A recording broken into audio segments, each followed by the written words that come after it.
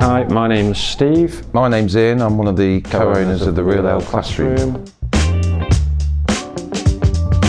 So myself and my business partner Steve, we were teachers for about 20 years. Around about 40, probably had a bit of a midlife crisis, fancied a career change, didn't want to keep teaching for another 20 odd years. So after lots of deliberating, we decided to give up our jobs and set up our first micro pub in Stonygate in Leicester called the Real Ale Classroom. Named it the Classroom because obviously the education background. I visited a micro pub in Market Harbour just after it had opened and loved the concept. I love beer, I love people talking. We'd never done anything like that before. We'd never been involved in hospitality. We didn't know anything about it. We had to research it all.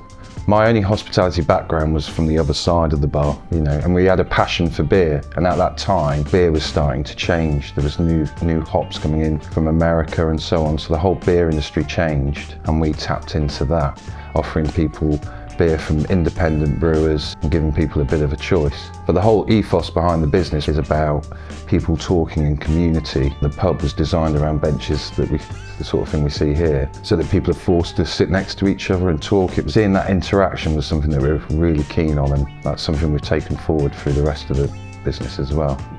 Weekends are our busiest ones, so most Fridays and Saturdays are filled up either with a private party or a gig. Thursday nights we have the jam nights. Once a month we have the vinyl DJs that play up here. Here at Jazz on Vinyl, we play jazz on vinyl, as it says. It's not a club vibe, it's not background music. I would say it's more a listening experience. Relaxed, communal.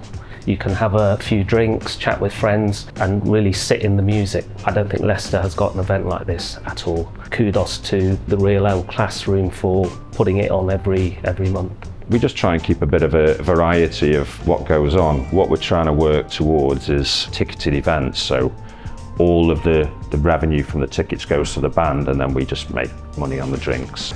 We generally, throughout all the pubs, it's down to the bar staff to pick what they want to play within reason. We don't want thrash metal at 1 o'clock on a Sunday afternoon. So they know to pick things that are appropriate, so maybe a bit more mellow in the day and then it picks up.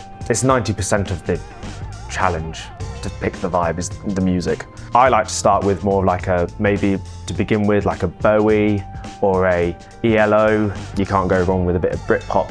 If the music's right, the vibe's right, the behind the bar flows so much better. Because we've got the music license and we've got a bit of freedom to choose what we like, we can ask the customers sometimes as well and they'll give us feedback, and it's really important for us to know that the music license that we contribute to. I personally didn't know that it did go in royalties to the bands and the performers and artists, but I think it's really important. I think it's really nice that something is given back to the artists in whatever way. I think it's wonderful. As someone who still buys physical music, whether it's on CD or records, I want to know that the artists get the money. So working with PPL and PRS to get our music license, it was really simple to sort out. We ran a couple of gigs a year, so we were clear about that, and the person I spoke to on the phone was just going through the sort of things we did, and it was dead simple. And then at the end of the first year, we were able to go through what we'd done, what we were envisaging for the next year, and set the license appropriately. And it's been really straightforward. The people I've spoken to, really helpful, phoning me back. It's something that's important to us because we support lots of new bands and new DJs here, and I think it's important to make sure that, particularly in this digital world, that they do get that reward.